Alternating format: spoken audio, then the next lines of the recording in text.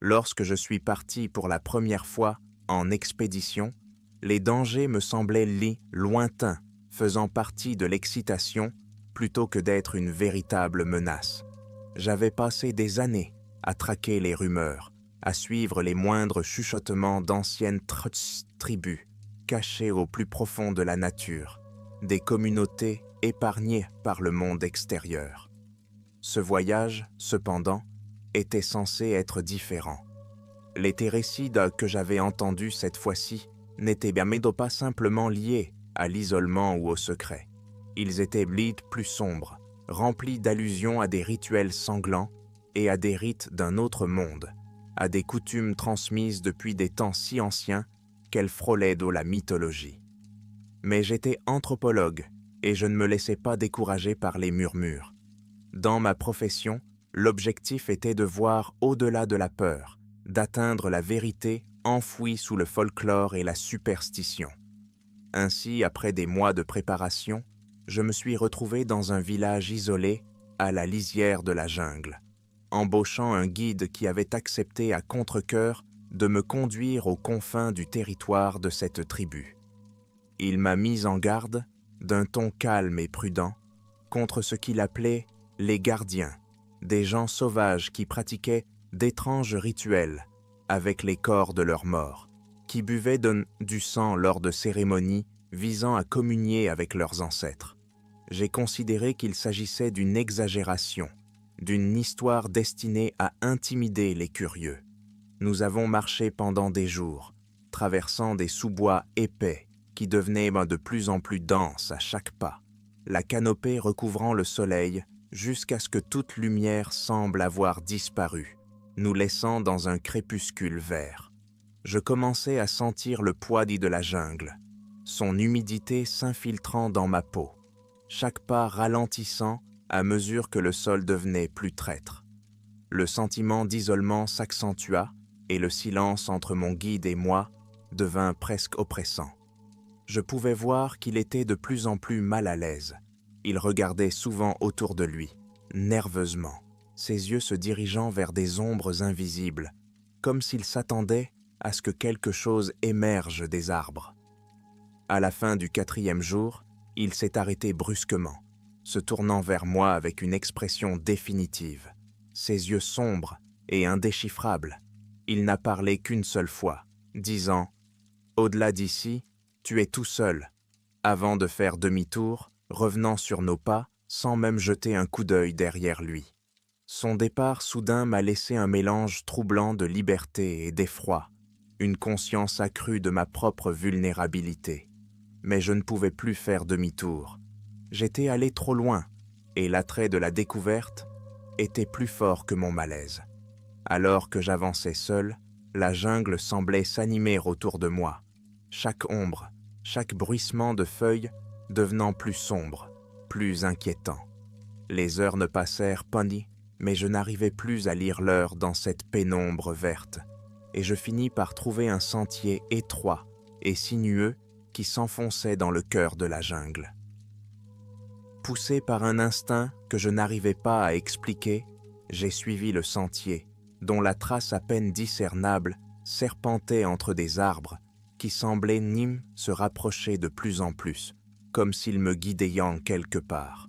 Puis, je l'ai vu, une petite clairière ouverte devant moi, une brèche dans la forêt dense.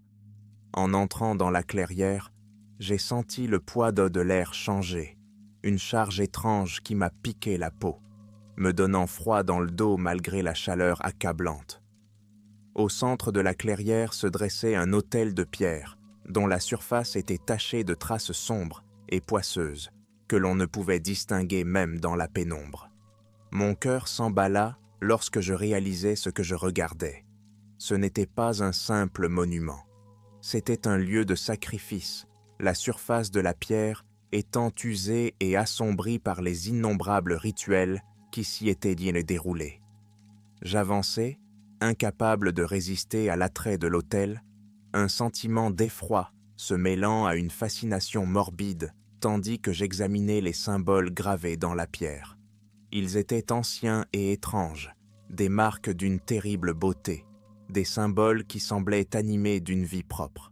Mais alors que je tendais la main pour toucher l'une des gravures, un son brisa le silence, le plus léger des chuchotements, comme un doux bruissement de feuilles, bien qu'il n'y ait pas de vent. Je me suis figé, les poils de ma nuque se sont hérissés, et avant que je puisse comprendre ce que j'entendais, j'ai senti que des yeux se posaient sur moi. Lentement, je levai les yeux, scrutant la lisière de la clairière, et je les vis, des silhouettes émergeant de l'ombre, leur corps peint de cendres et de sang, leurs yeux fixés sur moi avec une intensité qui me retourna l'estomac.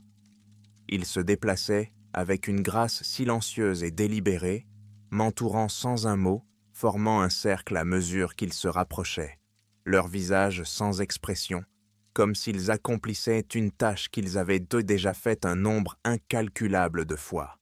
Le plus grand d'entre eux s'avança, un homme dont le visage était orné de marques élaborées, ses yeux creux mais vifs, d'une intelligence féroce. Dans une main, il tenait une lame grossière, tachée de sang, au tranchant dentelé, conçue davantage pour déchirer que pour couper. Il l'a levée au-dessus de sa tête et, à cet instant, j'ai su que j'allais être leur prochain sacrifice, une offrande aux dieux ou aux esprits qui exigeaient lait du sang pour maintenir l'équilibre de la jungle. La peur me saisit, mais je me forçai à rester immobile, espérant contre toute attente qu'il me reconnaîtrait comme un étranger, qu'il m'épargnerait peut-être. Mais lorsque le chant a commencé, un son grave et guttural qui a rempli la clairière et s'était répercuté dans les arbres, j'ai réalisé avec une peur froide et profonde qu'il n'avait pas l'intention de me laisser partir. J'étais un intrus, une présence indésirable sur une terre sacrée, et il ne me laisserait pas partir. Le chant s'amplifia, emplissant mon esprit, noyant toute pensée, et tandis que le couteau brillait dans la faible lumière, je sentis ma détermination commencer à s'effondrer. Ma vision se brouilla et je fus faiblement conscient de mes propres respirations, superficielles et rapides, chacune sentant qu'elle pourrait être la dernière. J'étais venu dans cet endroit en quête de savoir, de compréhension, mais je n'avais trouvé que l'horreur, une obscurité qui n'apportait aucune réponse, seulement la mort. Au moment où le couteau s'est abattu, le silence a été brisé par un cri, pas le mien, mais un hurlement a glacé le sang qui a transpercé les champs comme une lame. Les membres de la tribu se sont figés, la tête tournée vers le son, et dans ce bref moment de distraction, j'ai ressenti une poussée d'adrénaline, une chance de m'échapper. Je n'ai pas réfléchi, j'ai agi, me libérant des mains qui me tenaient et m'élançant vers le bord de la clairière, mes jambes se déplaçant à une vitesse que je ne soupçonnais pas. Des branches me déchiraient tomber la peau, des lianes s'enroulaient autour de mes chevilles, mais je me forçais à avancer, courant à l'aveuglette dans la jungle, le cœur battant tandis que les bruits de la poursuite résonnaient derrière moi. Je ne me retournais pas, je n'osais pas, sachant qu'un seul regard pouvait signifier ma mort. J'ai couru jusqu'à ce que mes poumons brûlent, jusqu'à ce que mes jambes eurent l'impression qu'elles allaient lâcher. Mais j'ai continué à avancer, poussé par le besoin primitif de survivre. Enfin, je trébuchais dans une autre clairière, m'effondrant sur le sol, haletant, mon corps entier tremblant d'épuisement et de peur. Pendant un long moment, je suis resté allongé, le monde tournant autour de moi, les sons lointains de la jungle s'estompant dans le silence. Mais alors que j'étais allongé, j'ai pris conscience que je n'étais pas encore en sécurité. J'avais échappé à la tribu, mais la jungle était vaste, ses dangers innombrables, et j'étais seul, échoué dans une nature sauvage qui ne se souciait pas de savoir si je vivais ou si je mourais. J'étais allongé dans cette clairière, le corps vidé de ses forces, les poumons endoloris par la course folle qui m'avait entraîné hors du cœur du site rituel. Mon esprit repassait en revue les événements des dernières minutes. La terreur persistait, le souvenir de ces visages peints et de cette lame cruelle et tranchante planant au-dessus de moi. La jungle autour de moi ne semblait pas différente de l'endroit où je me trouvais quelques instants auparavant, mais je savais qu'il y avait un vaste et dangereux espace entre moi et la civilisation, entre moi et la sécurité. Lorsque j'ai finalement réussi à me relever, mes jambes ont tremblé. La réalité de mon isolement s'est imposée à moi comme un poids de lourd. J'étais perdu au cœur de cette jungle sans fin, sans guide, sans chemin de retour clair. Le silence ici était différent, presque vivant, comme si les arbres eux-mêmes retenaient leur souffle, observant, attendant. Tous mes instincts me poussaient à avancer, à mettre le plus de distance possible entre moi et cet autel sacrificiel. J'avançais en trébuchant, chaque pas plus hésitant que le précédent, le sous-bois dense tirant sur mes chevilles, comme s'il essayait de me ramener en arrière. J'ai continué à avancer pendant ce qui m'a semblé être des heures, tournant en rond dans un labyrinthe vert qui semblait sans fin. Ma tête palpitait de déshydratation, mon corps tremblait encore sous l'effet du choc. La jungle elle-même semblait se refermer sur moi. La canopée était épaisse et impénétrable, occultant le moindre rayon de soleil. Les ombres jouaient des tours à mon esprit, et chaque mouvement me faisait tourner sur moi-même, m'attendant à voir ces silhouettes sombres et peintes émerger des arbres, prêtes à me ramener dans cette maudite clairière. Mais à chaque fois, il n'y avait rien, seulement la jungle vide, observant silencieusement mon errance, silhouette solitaire perdue dans l'immensité. Alors que je pensais que mes forces allaient m'abandonner, je tombais sur un ruisseau étroit, dont l'eau claire et froide s'écoulait doucement sur des pierres lisses. Le soulagement m'envahit et je m'agenouillais, prenant l'eau dans mes mains, le liquide frais apaisant ma gorge desséchée, m'ancrant dans le monde physique, me rappelant que j'étais toujours en vie, toujours ici. Je m'éclaboussais le visage, savourant la sensation de l'eau sur ma peau, la façon dont elle me ramenait à la réalité, loin du cauchemar qui avait failli m'emporter. Mais alors que je me levais pour continuer mon chemin, je l'ai entendu. Le plus léger bruissement de feuilles, le craquement d'une brindille sous un pied lourd. Je me suis figé, le cœur battant, m'efforçant d'entendre au-delà du flot régulier du ruisseau. C'était encore là, plus près cette fois, le son inimitable de pas se déplaçant dans la jungle. Je jetai un coup d'œil autour de moi, cherchant un endroit où me cacher, mon esprit s'emballant lorsque je réalisais qu'il m'avait trouvé, que la tribu m'avait traqué, implacable dans sa poursuite d'un intrus qui avait osé s'échapper. Je me déplaçais aussi silencieusement que possible, me baissant, me glissant derrière le tronc épais d'un arbre proche, me pressant contre l'écorce rugueuse, essayant de stabiliser ma respiration. Les pas s'intensifiaient, se rapprochaient. Chaque pas était lent et délibéré, comme s'il savait exactement où je me trouvais.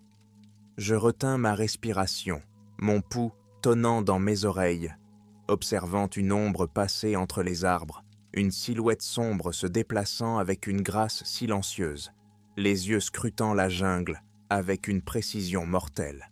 Pendant un instant, j'ai cru qu'ils allaient dire au passé que je pourrais me glisser entre les mailles de leur chasse, sans être vu. Mais alors que je reculais d'un pas prudent, mon pied s'accrocha à une racine tordue, la faisant craquer sous mon poids. Le son, bien que faible, brisa le silence, et en un instant, la silhouette se retourna, son regard se fixant sur le mien, une expression de triomphe illuminant son visage peint. La panique m'envahit, et je me retournai pour courir, mais avant que je puisse bouger, une main s'élança, saisissant mon bras d'une poigne aussi inflexible que le fer. Je me débattais, me débattant contre lui, essayant de me libérer, mais il tenait bon, son expression froide, détachée, comme si je n'étais rien de plus qu'une proie prise au piège. Sa poigne se resserra, la rugosité de sa main mordant ma peau, et pendant un bref instant, désespéré, je crus que ce serait la fin, que je serais ramené sur l'autel, sacrifié à quelque force obscure qu'il vénérait. Mais alors, Comme si j'avais été appelé par une dernière parcelle d'instinct de survie, j'ai senti une poussée de force, un désespoir alimenté par l'adrénaline qui a donné de la puissance à mes mouvements. J'ai tordu mon corps, libéré mon bras, et sans hésiter, je l'ai frappé avec toute la force dont j'étais capable. Il recula en titubant, son emprise se relâchant juste assez pour que je me libère, et je m'élançai, mes pieds balaient martelant le sol de la jungle, tandis que je m'enfonçais à nouveau dans les sous-bois, le bruit de la poursuite se faisant entendre tout près derrière moi. Je courais sans direction, chaque pas étant alimenté par la terreur et le besoin primaire de survivre. Les branches déchirées de ma peau, les lianes s'enroulaient autour de mes jambes, menaçant de me faire trébucher. Mais je ne m'arrêtais pas, je ne ralentissais pas, avançant au cœur de la jungle. Ma vision se brouillait, mes poumons brûlaient, et je savais que je ne pourrais pas tenir ce rythme indéfiniment, que je finirais par faiblir, que mes forces m'abandonneraient. Au moment où mon corps atteignait sa limite, j'ai traversé les arbres pour déboucher sur une autre clairière, mes pas ralentissant au fur et à mesure que je découvrais le spectacle qui s'offrait à moi. Au centre de la clairière se dressait un autre autel de pierre, semblable à celui auquel j'avais échappé, mais plus petit, moins imposant. Sa vue me remplit d'effroi, me rappelant les horreurs auxquelles j'avais échappé de justesse, mais je n'avais pas le choix. Je m'effondrais à côté, haletant, mon corps tremblant d'épuisement, alors que je luttais pour calmer ma respiration, pour me fondre dans le silence de la jungle. Mais le calme n'a pas duré longtemps. Je les ai entendus, leurs pas se rapprochaient plus lentement cette fois, méthodiquement, comme s'ils savouraient dans la chasse, sachant que leur proie était acculée. Je me suis plaqué contre l'autel, l'esprit en ébullition, cherchant désespérément une issue, une chance de m'échapper. Mais il n'y avait nulle part où aller, aucun moyen de se cacher, et j'ai réalisé avec une froide certitude que c'était la fin, que je ne survivrais pas à cette rencontre.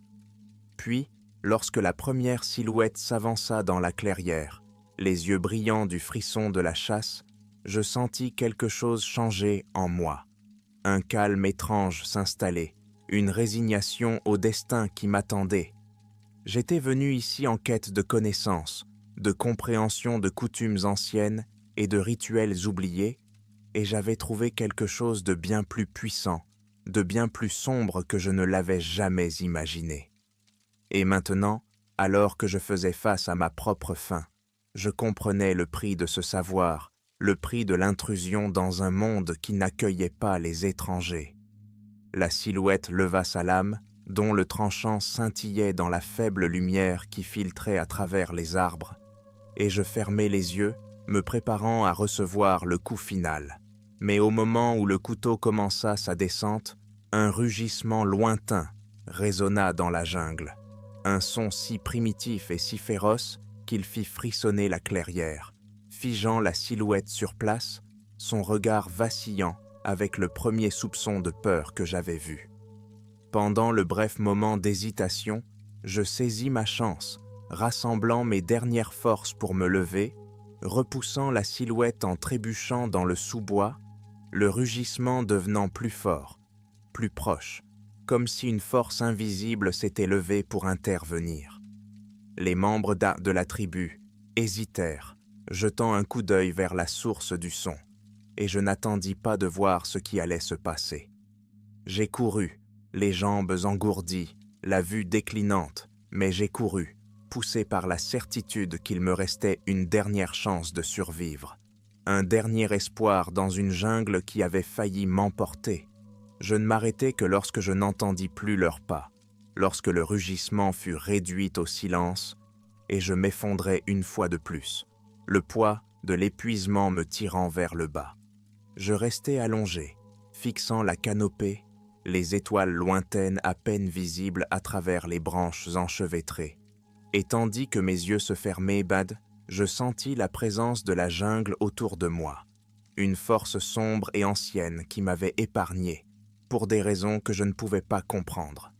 J'avais survécu, miraculeusement, mais je savais que je ne serais plus jamais le même, que j'avais entrevu un monde qui me hanterait à jamais, une obscurité qui me suivrait même lorsque je laisserai la jungle derrière moi.